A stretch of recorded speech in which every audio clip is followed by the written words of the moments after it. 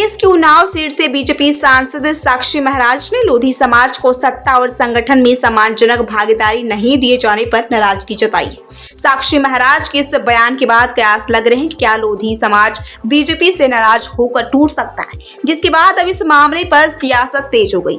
Samajwadi party के अध्यक्ष अखिलेश यादव की प्रतिक्रिया सामने आई है। उन्होंने साक्षी महाराज का नाम लिए बिना कहा कि बीजेपी में जो लोग खुद को उपेक्षित महसूस कर रहे हैं वो जानते हैं कि उनका अंतिम पड़ाव पीडी है। सपा अध्यक्ष अखिलेश यादव ने बीजेपी सांसद साक्षी महाराज का नाम लिए बिना एक्स पर पोस्ट किया और लिखा, भाजपा में जो लोग अपने समाज को वोट बैंक की तरह इस्तेमाल किए जाने के बाद उपेक्षित किए जाने के साक्षी हैं, वो जब सच्चे मन से बोलते हैं तो सच ही बोलते हैं। उनके बयान और भाषण भाजपा को अंतिम चुनौती नहीं है बल्कि भविष्य का उद्घोष है, क्योंकि वो भी जानते हैं कि पीडीए ही उनका स्वाभाविक और स्थायी पड़ाव है, जहां हर पीडीए से सच्चा लगाव है। बाकी क्या कहना, वह स्वयं और उनका समाज ही स्वयं ही अपने मान सम्मान को लेकर बेहद जागरूक, सक्रिय और समझदार है।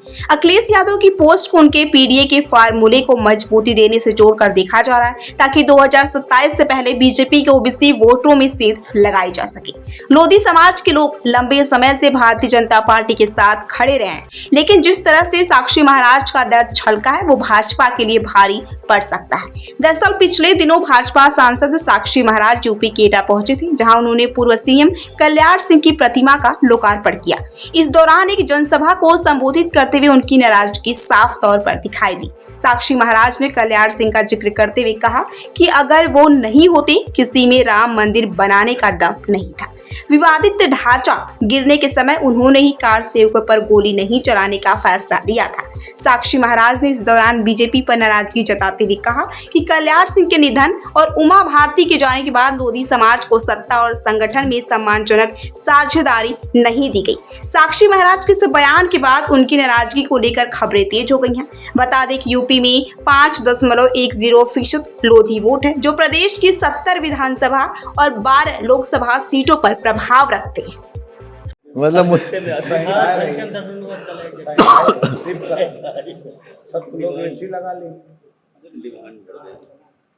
जिस सरकार की चर्चाएं जमीन से लेकर आसमान तक हैं, चाहे मामला टूटी का हो, चाहे मामला अयोध्या का हो, चाहे ना भक्तों की हत्या का हो, ऐसी पार्टी के लोगों का उत्तर देना उचित नहीं समझता।